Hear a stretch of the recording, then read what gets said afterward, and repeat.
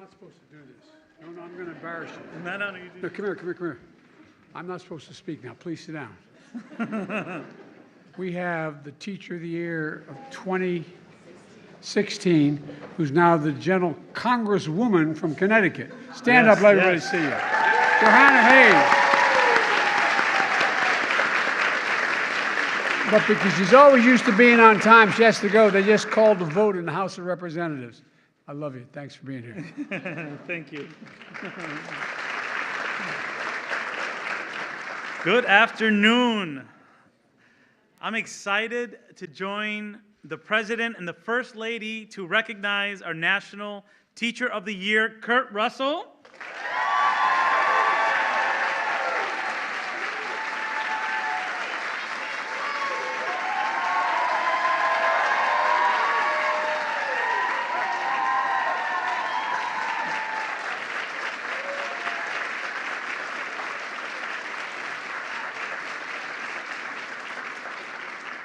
And to celebrate all the state teachers of the year.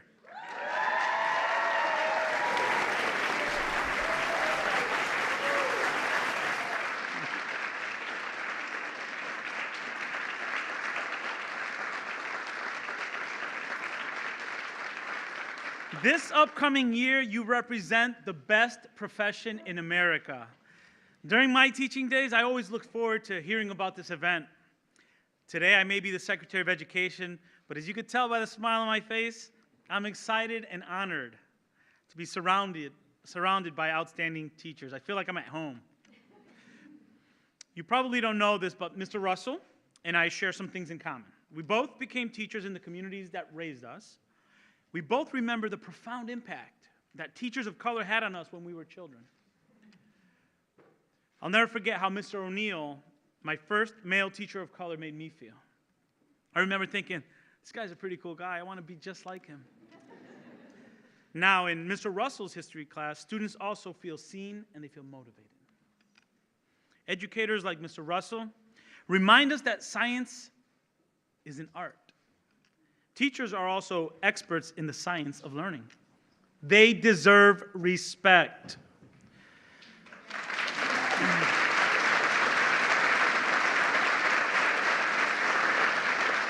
But as I travel the country, I know teachers are being asked to do more and more. This will not only be Teacher Appreciation Week next week, but Teacher Appreciation Year. Yeah. That's why the department and the Biden-Harris administration have called for higher pay for teachers, more support staff, better working conditions, and professional development, and more teacher pipeline programs to bring talented, diverse individuals into the field. And we must also lift teacher voice as we reimagine education in this country. Thank you. You're welcome. We also revamped the Public Service Loan Forgiveness Program so teachers can benefit of debt relief for their incredible work. So as a teacher, I'm going to give you homework. Pay attention. To all the teachers here today, go to studentaid.gov to apply between now and October 31st so you can have any federal student loan payment count toward forgiveness. Okay? That's your homework. I hope your plus ones have been taking notes here because I know you can't take out your phones during class. Teaching is the foundation of all opportunity in America. Name a profession that was made possible without a teacher. You can't. Mr. Russell, thank you for your passion as an educator. You're a role model, not only for your students, but to educators across America. This is going to be a great year. Congratulations to you, and now it gives me great honor to introduce a teacher herself and the greatest champion for teachers in the White House, First Lady Dr. Jill Biden.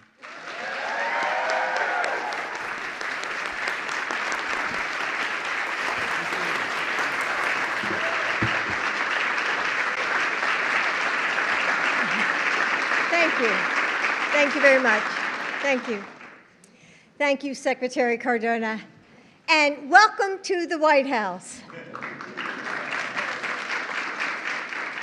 As I was reading through your stories, I was so impressed by the innovation and creativity that all of you bring to your classrooms every day. Kurt Russell, our National Teacher of the Year, helps students find a sense of self-worth by dressing for success. Autumn Rivera from Colorado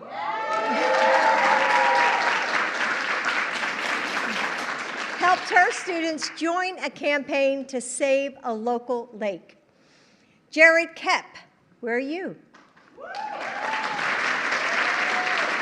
Has helped his Native American students explore their tribal culture and history. And the stories go on and on. But I also know that what makes your work special isn't just the projects or presentations. It's not the curriculum or the classroom tactics. It's that smile that tells students that they don't have to be afraid to say an answer out loud. It's the calm in your voice that can still the wild horses running through their hearts. It's the way that you know that sometimes I'm fine means everything is wrong. It's how they know that you're telling the truth when you say, it's okay, we're going to figure this out together. What makes your work so special is you, the love and the joy that you bring to it, the empathy and the understanding, the sheer power of your presence. You do this work because it's a part of who you are, because you have a calling, and you're not alone.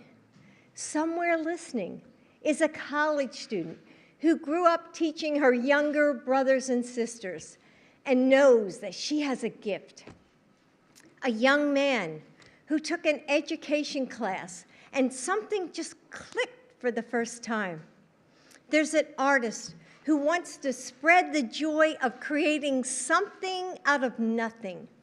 They have a calling too, to show students an entirely new world in science or history or art, to guide them through uncharted paths, to change someone's life forever in big red letter moments and small acts of kindness. To them, I want to say, listen to that call. Join us. Yes, you. You can change the world one student at a time. And we need you. We need more teachers.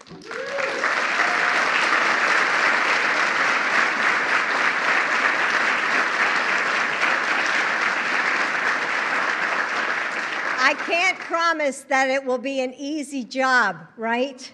But I can promise that it will fill your life with meaning and purpose and joy. My own grandmother was a teacher in a small town in New Jersey, and she loved her work, and her students loved her in return.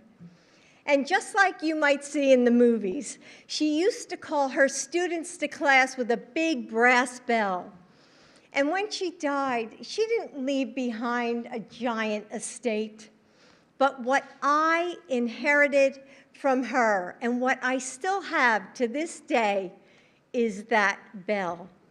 And I sometimes think about the way her legacy resonated into the world like waves of sound, changing those who heard its ring. I think of every student she taught and every child who she inspired.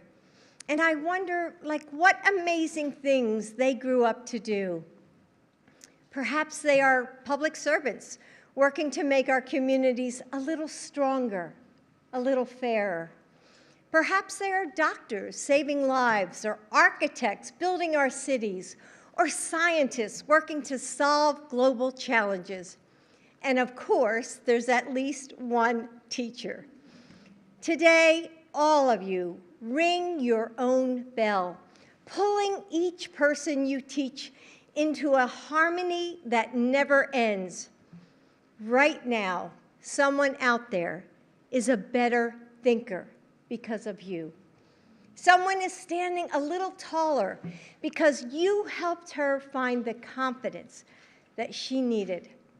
Someone is working a little harder because you pushed him to try. Someone is a little kinder because you showed her what that meant.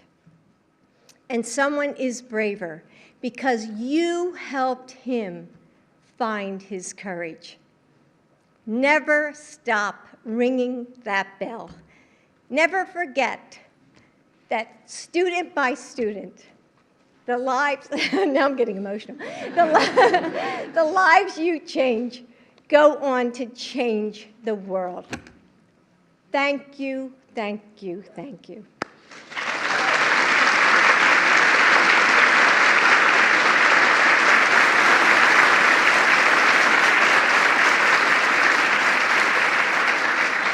And now I'm proud to introduce someone who has answered their call with passion, persistence, and pride.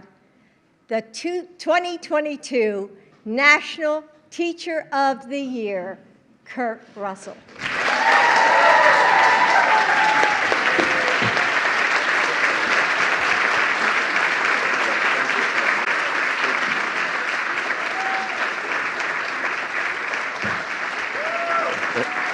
Thank you so much.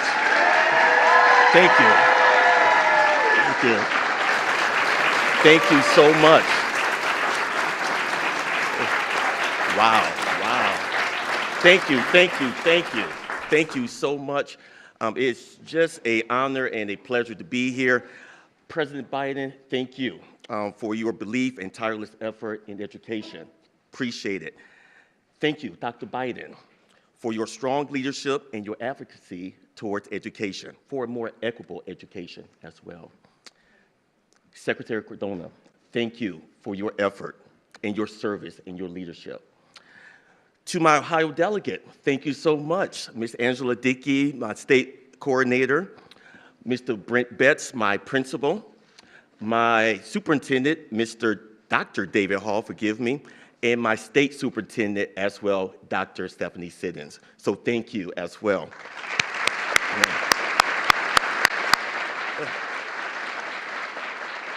We'd like to say thank you to Oberlin City Schools and for their tireless effort in supporting me, my Oberlin family.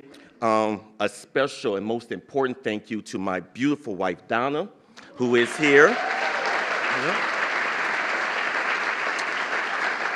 And my two sons, KJ, Kurt Jr., we call him KJ, and Corey, and to my mother and my in-laws as well. So it's just a pleasure to be here with you. A special thank you to the most distinguished, talented, amazing group of educators assembled in one place, the 2022 State Teachers of the Year. Allow me to give you a hand.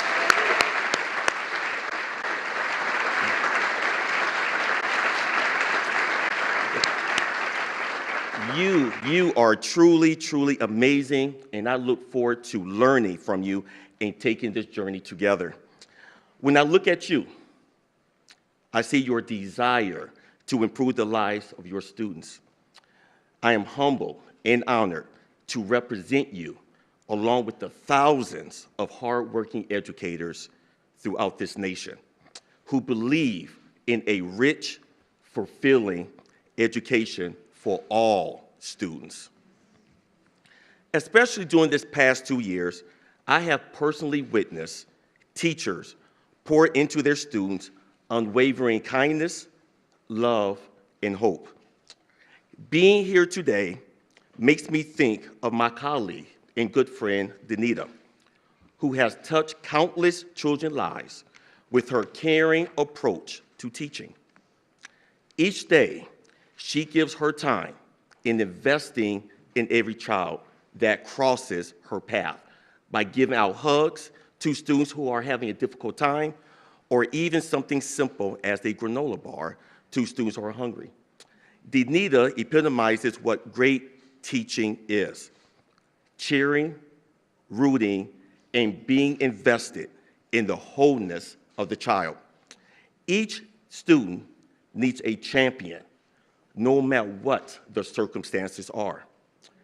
Each morning, parents give us their most precious gifts, their children. Parents have placed trust that we nurture, cultivate, and help students find personal meaning and purpose in their lives. School is where dreams come alive. It has been teachers who have laid the foundation of possibilities. It was my kindergarten teacher, Ms. Toss.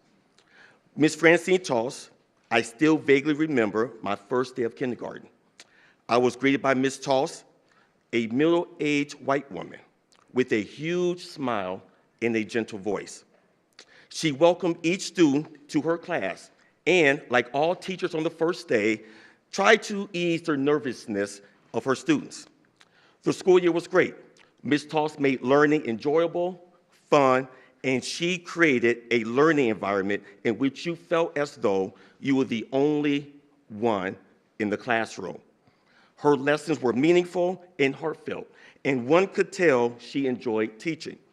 But more importantly, Ms. Toss intentionally incorporated an inclusive curriculum. She read books by Black authors and women authors and made sure that all students felt a sense of belonging. It was also my 8th grade math teacher, Mr. Larry Thomas, the first Black male teacher I ever had.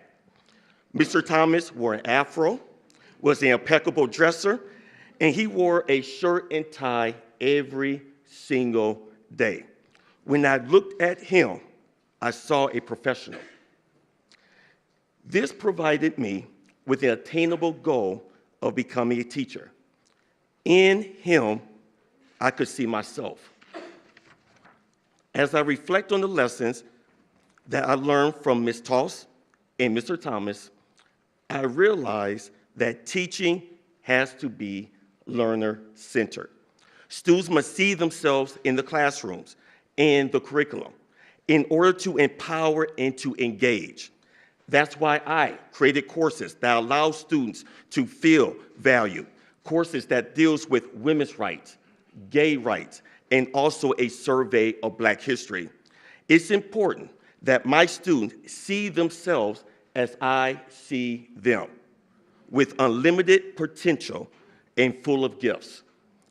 As your 2022 National Teacher of the Year, I am committed to uplifting the wonderful work of educators. I am truly blessed to be a part of a profession that transforms and legitimizes student voices and plant the groundwork for a more culturally responsive education. Thank you so much.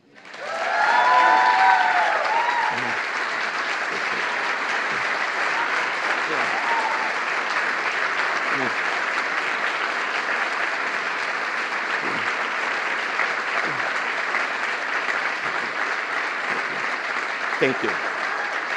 Thank you so much. Thanks so much. Thank you so much.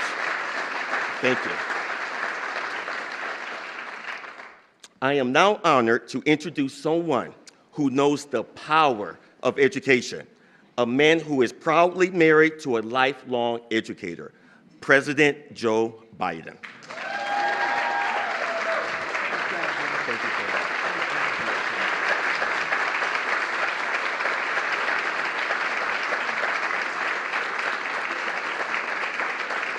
Thank you.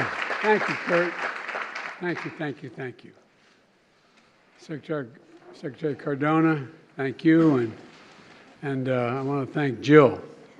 Jill is the nation's first lady to work full-time as a professor, as a teacher.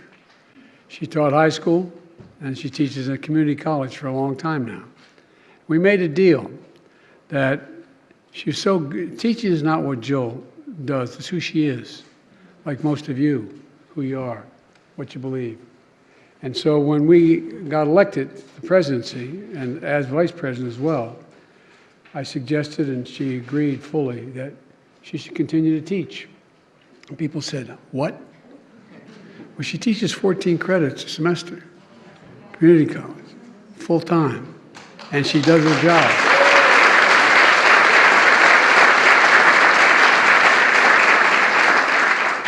And, I'm very, very supportive of teachers for a number of reasons. Some of them are personal, but if I didn't support teachers, I'd be sleeping alone in one of these bedrooms up here. But before I begin the formal comments, one of the things that Jill reminded me of when she spoke, and I'll bet all of you can give examples as well. I got lucky. I won the lottery in terms of parents. My mother and father were wonderful people. I had one of those moms that everybody wished had been their mom, for real. Everybody hung at my house. But I also was a bit of a runt in terms of my size, and I used to talk like this. I stuttered badly. And when you stutter, everyone thinks you have to be either stupid or totally incompetent.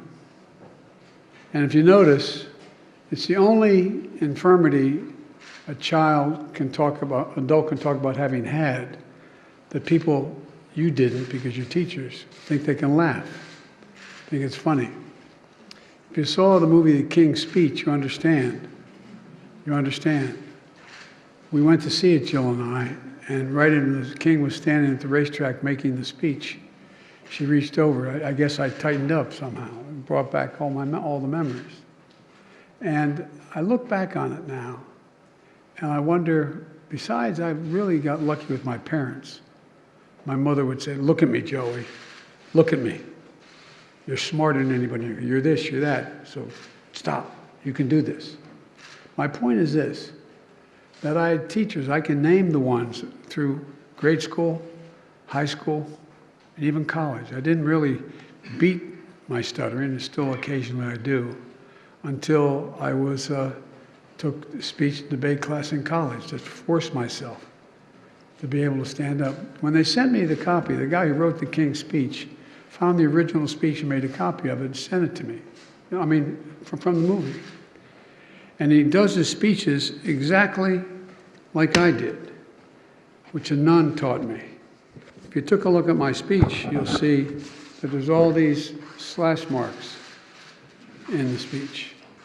Because, an awful lot of people who are, I can't sing worth a damn, but the people, entertainers and singers, can sing like a nightingale, but can't talk, can't speak. And I look back on my life, and I think beyond my family, my sister, my brother, my mom, my dad, the people who made a difference in my life in a fundamental way were teachers. I remember I was talking on the way over, my staff's going, "Why aren't you giving the speech we wrote?" But I truly remember when we were talking about it on the way over, what got me involved in politics. I got involved in politics because I think the greatest sin that anyone can commit is the abuse of power. Whatever that power is, the power of a teacher, the power of a doctor, the power of a leader. When someone who is relying on you or you cannot, just the abuse of power. And I got involved because my state was the only state in the Union when Dr. King was murdered that was occupied by the National Guard for 10 months with drawn bayonets in every corner, because we had a very conservative governor who ordered the National Guard, and because my state is the 8th largest black population in America as a percent of population. And I had a job with one of the oldest law firms in the state, and I quit and became a public defender. That's what got me involved. But again, where teachers come in, I had no intention of running for public office. Everybody thought Biden knew he wanted to be president from the time he was in 6th grade or something. I love these biographies. But here's the deal. What I did do, I wanted to get engaged. And so we had a very, very conservative Democratic Party in my state. And I thought it was wrong on civil rights. The more progressive party was the Republican Party, because we're a Southern Democratic Party. We were a slave state, to our great shame, early on. We fought on the side of the North like Maryland did and 2 other states, but we were a border state. And that's what got me going. And so I was asked by a group of senior lawyers whether or not I'd join a thing called a New Democratic Coalition. And the reason I bothered to tell you that was how to reform the party, how to bring it into the the 21st century, the 20th century at the time. And one day, after being asked to see if I could help recruit someone to run for the United States Senate against a very popular Republican senator, a group of senators, a former senator, a former congressman, 2 former governors came to me and said, "We want you to run." And I wasn't even old enough. I was 29 years old. And I thought, this is crazy. But I remember going home from that convention, and the first stop I made was to speak to a professor named Dr. Ingersoll, who was one of those professors who was my philosophy professor in political science. And I stopped him, and I told him what was going on. And he looked at me, and I'll never forget what he said. He said, "You should do it." I said, I can't do that. I never even knew anybody who was in the Senate. And he looked at me, he said, "Remember what Plato said?" I'll paraphrase it, he said. "The penalty good people pay for not being involved in politics is being governed by people worse than themselves." But my generic point is this.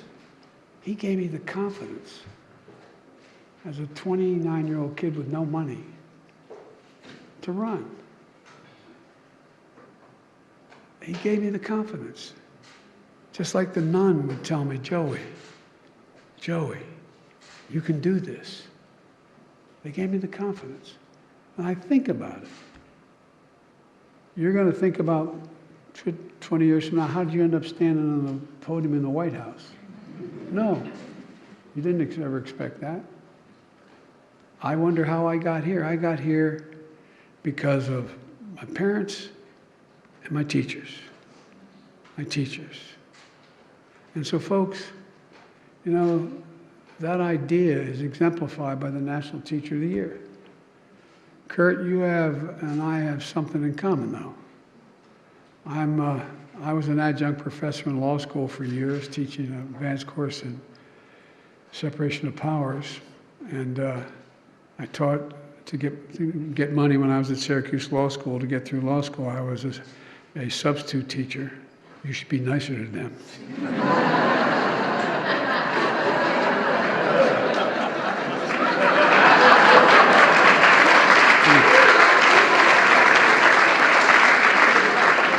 But that's not what Kurt and I have in common. What we have in common is we both married women who are smarter than we are.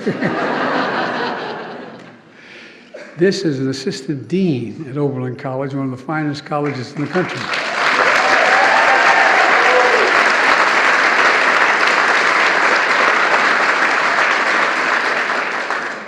Kurt teaches history. He taught 25 years. In fact, he teaches in the same town, the same district he grew up in.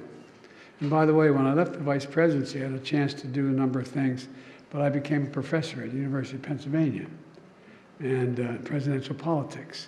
And I enjoyed it, but it's hard. That's the other thing people don't realize. It's hard how much you prepare.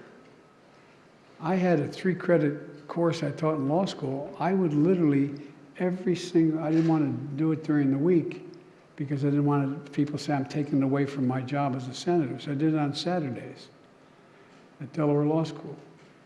I would prepare, Jill will tell you, 3 to 4 hours before every class. And it was what not only I taught, but what I did as chairman of the Judiciary Committee. I taught about separation of powers. It was what I did my whole life. And it took me all that time. But the point is, it really mattered. I love what this guy said in his classroom about, he said we listen to each other and respect people's opinion.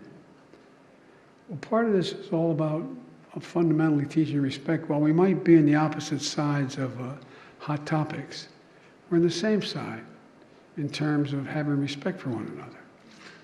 Kurt, I understand you wanted to go back home to be a teacher because your teachers inspired you.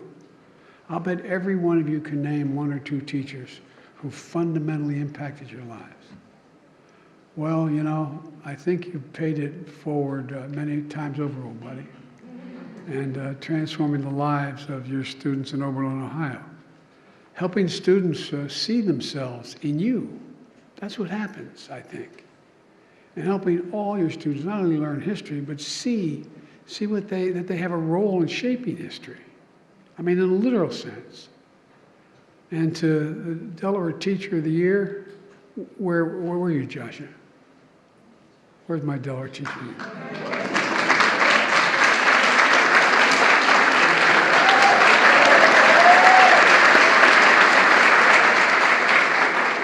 I got to admit, we're the second smallest state, but I'm a little prejudiced on behalf of the state. I know there are a lot of 8th graders at Brandywine who are feeling confident and more comfortable because of your help. Jill taught at the same school when she was in Delaware, at Brandywine School, high school. And even though Teacher Appreciation Week officially starts next week, I wanted to get it started earlier. It's an honor for me and the First Lady and Secretary Cardona to recognize the Teachers of the Year from 50 different states, and it really is something we look forward. I did a eulogy today for a brilliant woman, the former Secretary of State, and I sat in the front row with 2 other presidents who were also there to honor her. And I told them what I was doing, and they all talked about how much they enjoyed the years they were here with the Teacher of the Year affair. Over the past 2 years, though, the entire country has witnessed an extraordinary dedication and resolve of our nation's teachers. Early in the pandemic, teachers and teachers' aides had to do, not just be educators, you had to be tech support, you had to be moral support, you had to be health support. I mean, you had to take care of your own children in addition. And I watched how hard it was, how really hard. There was so much heroic work to help kids get connected to schools, and just the socialization that they were missing in so many places for so long. It's estimated they're 5 to 7 months behind their education right now. The American people saw it, because guess what? When you're taught remotely from home, the moms and dads understood what you were doing. And they realized how damn hard it is. No, I'm serious. I think it was, my mother used to say, if everything bad, something good will happen if you look hard enough for it. I think that was the upside. The American people became, whoa, my goodness. And they understand what you've been saying for years, that you're a professional, all of you. All of you have a responsibility to make sure you have what you need. And we have a responsibility to make sure you have what you need to educate our children safely, so they have a chance to achieve their dreams they don't even know they have. They don't even know they have. That's why I made it a priority to get educators vaccinated and reopen our schools as quickly as we do.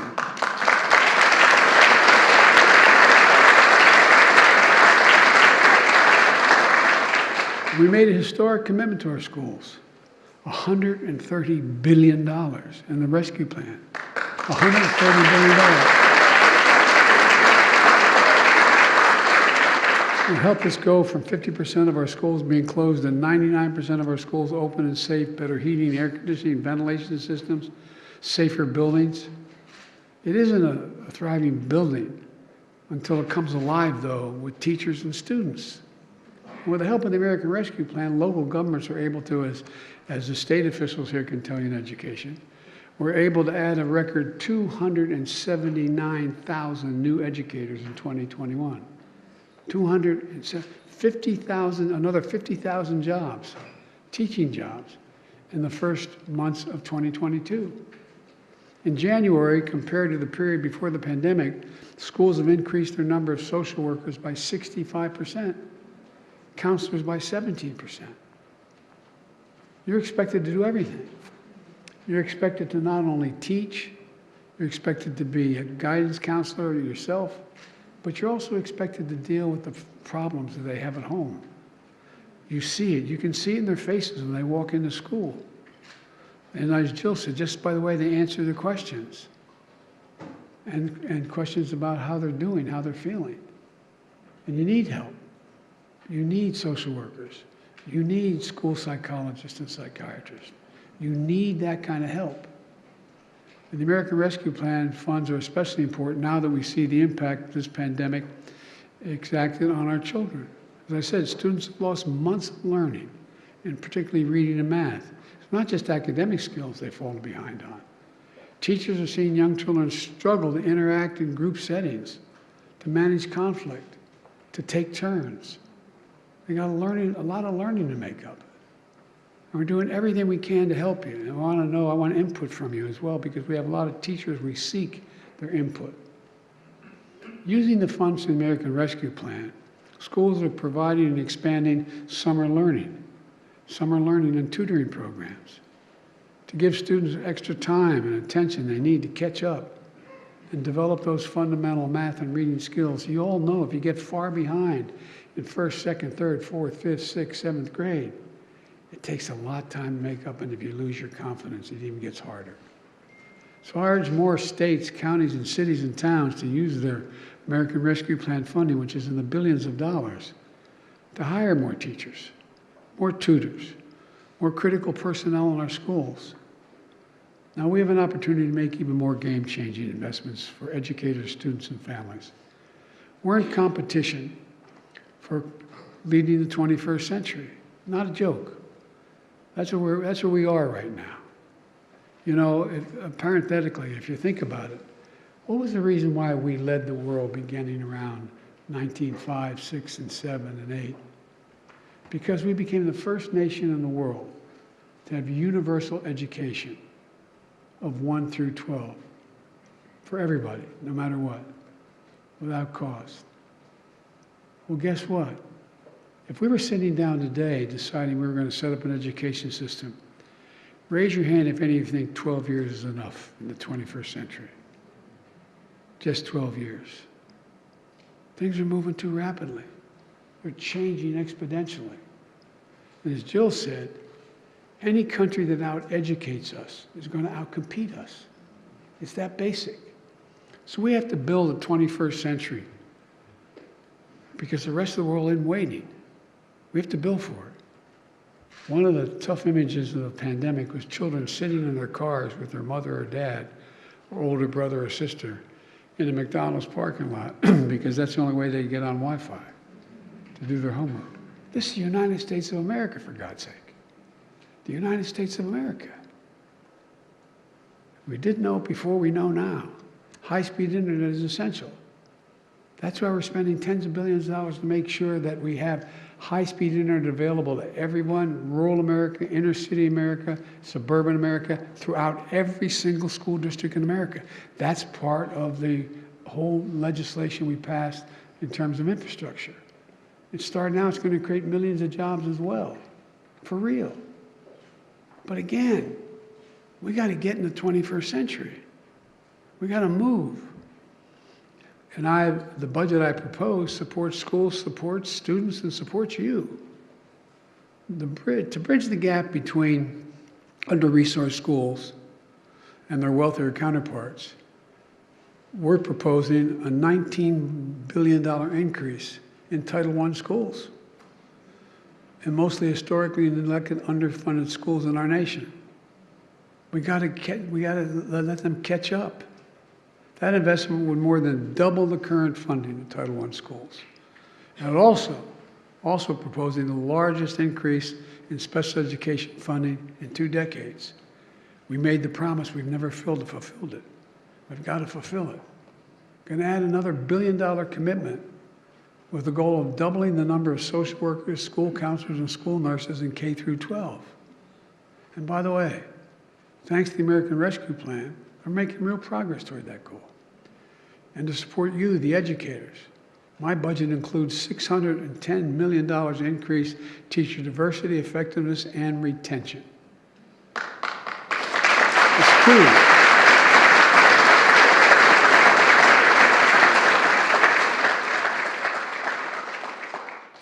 As all of you know, it takes time to become a teacher, the teachers you are today. but nearly 1 in 10 teachers leaves the profession every year, with the youngest teachers being the most likely ones to leave first. So we got to invest in ways to keep them in the profession. This year, my administration helped over 150 public servants, including teachers, get 150,000, get school forgiveness loans for college loans through changes we made in the public service loan forgiveness program. The last team kind of messed it up. We've cleared it up. No, but I really mean it. Because anyway, well, I'm going to just go to that website. To learn how these changes can benefit you, and I encourage you to go to studentaid.gov. And you're going to find you can have, in many of your cases, your entire student debt wiped out because you are teaching, and that's considered a vital profession. One more thing. It's not enough to give teachers praise. We ought to give you a raise. And so,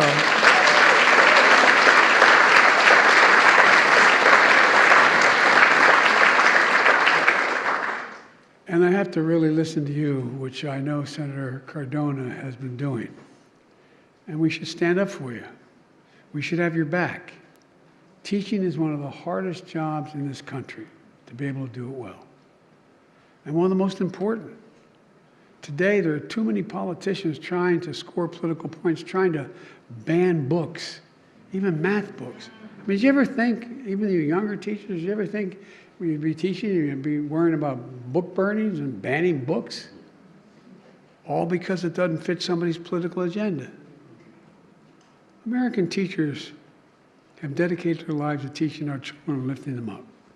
We've got to stop making the target of the culture wars. That's where this is going. Let me close with this, because I know anything about teachers. I know that some of you are probably grading papers on the way here.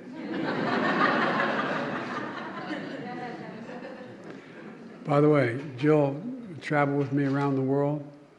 I'd say, Jill, leave the binder, leave the bag. And by the way, how many are math teachers? Raise your hand. She envies the hell out of you. She thinks your job's easier. You just got to check the answer. She teaches writing.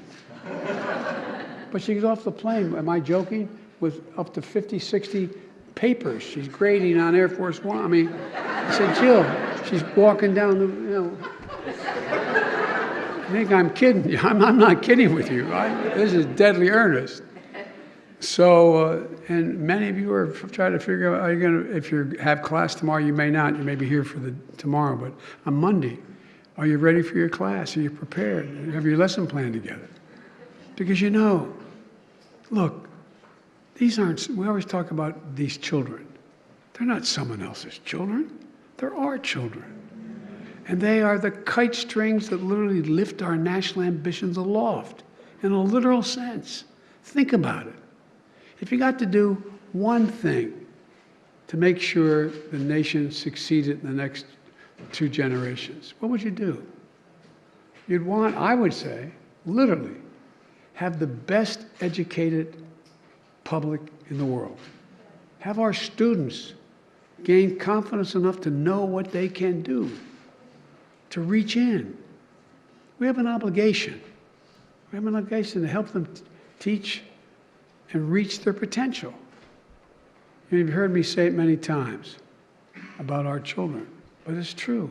They're all our children. And the reason you're the teachers of the year is because you recognize that. They're not somebody else's children. They're like yours when they're in the classroom. You represent a profession that helps them gain the confidence they believe they can do anything. Again, think your own lives. Think of where you gain the confidence beyond your family, God willing, you're able to. And you know what else we're finding out? We're having a big fight about it now, but I'm going to get it done eventually, or someone will. And that is that we've learned now, you all know, those who, if you are in the teaching profession, know that if you come from a broken home or a home with a single parent and maybe a drug problem or something, for a very poor home, you're going to end up hearing 1 million words, fewer words spoken by the time you get to first grade than from a kid coming from an average middle-class home. Not in different words, just words spoken. because they're not engaged in it. Also, we learned that if, in fact, you have kids go to school at 3 years old and 4 years old and 5 years old, you increase exponentially by 57% the likelihood they will make it no matter what their background, all the way through 12 years of school and probably beyond. It matters. It matters. And for that and so much more that you do, you believe in these kids. And I know some of them are really difficult. I get it. But you believe in them. And you know when they know you believe in them. They believe in you. So thank you for what you do. You are, if I get to have one profession that's the best in the world, not a joke, it's you I want to be the best profession in the world. Because you affect what this country looks like, what it'll act like, what it'll be like, its success or failure, more than any other group of Americans, period. So thank you for what you do. Keep it going. And I promise you, Jill has your back and mine. Thank you very much.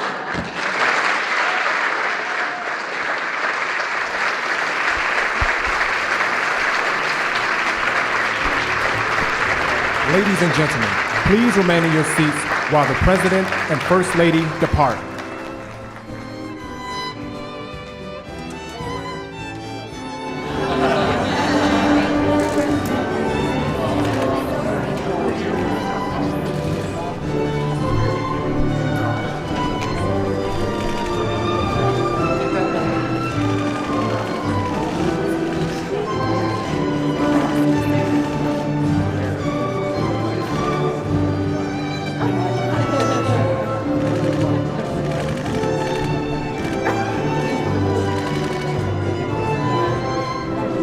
Are you honored that Delaware is represented, Mr. President? Thank you all very, very much. Thank you, Mr. President.